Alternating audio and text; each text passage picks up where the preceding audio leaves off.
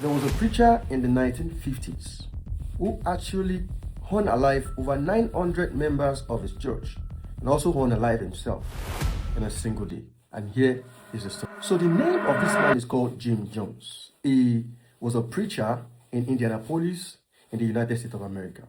He started off his church in the 1950s and he grew faster because of his pattern of preaching and what he stood for. He preaches fairness and he fought racism. He created a church that allows both young and old, rich and poor, black and white. So his movement was more of a hope for a whole lot of people, not just as a church, but as a movement.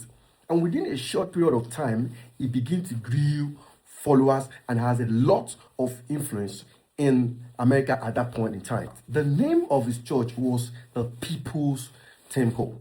So he fed the poor, helped the elderly, and said all the right word until a particular period of time where things begin to change. So at some point, he started performing fake miracles and also get into numerous scandals such as sexual abuses and a lot of beating of members and so many other things went on and on and on as the church grows. Don't forget that he has the influence, he has the power. At some point, he became so influential to the level that he became the chairman of the housing authority in San Francisco. That was how powerful and influential the guy was. It was so powerful to the extent that politicians needed him for rally, for campaigns, because they believed that whatever he tells his member, they are going to do. 1965, 66, 67, there were several publications by newspaper discussing a lot of his scandals.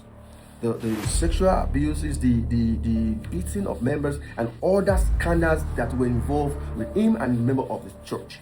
And because of this, he got to a point where he could no longer stay in the United States. And here is what he told his member. He told his member that he's been persecuted because of his goodwill, because of his good news, because of the way he preached, because of the way he opened the church to every member of the society.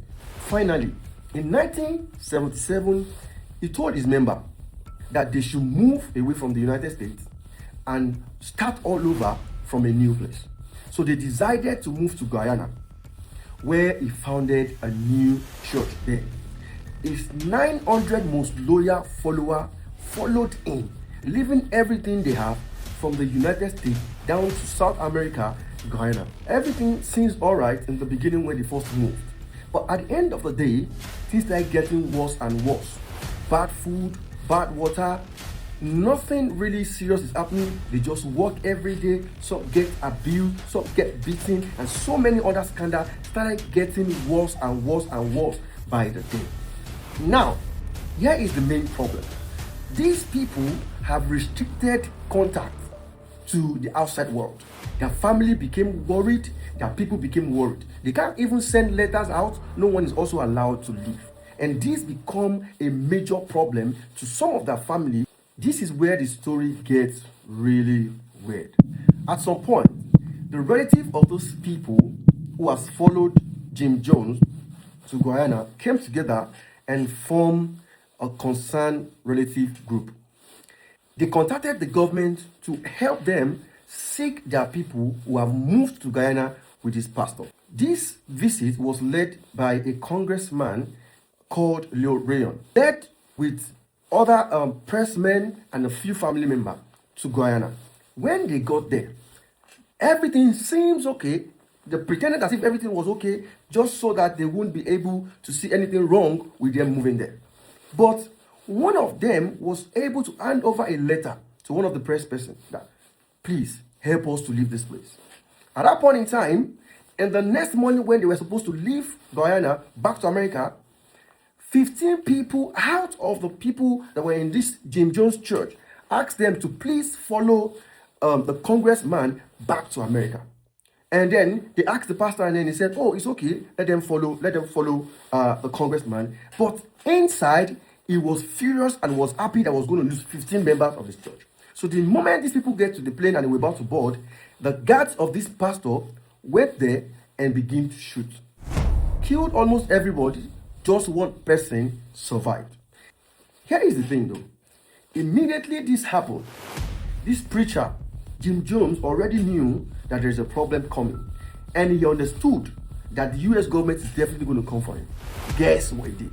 He went back to the church and called the entire congregation and told them to drink from a poison that he had already prepared.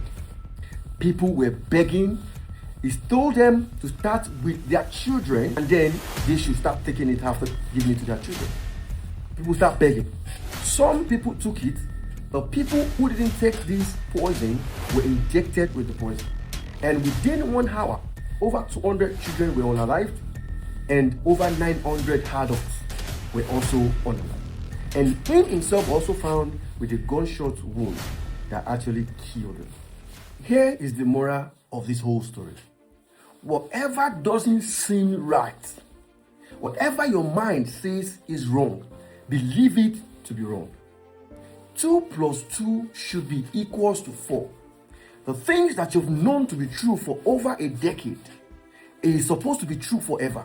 If anyone tried to trick you into things that are not the same as what you've known in the past, try and question it. The best way to deceive people in the world today is to use the name of God. You must not be a victim of it.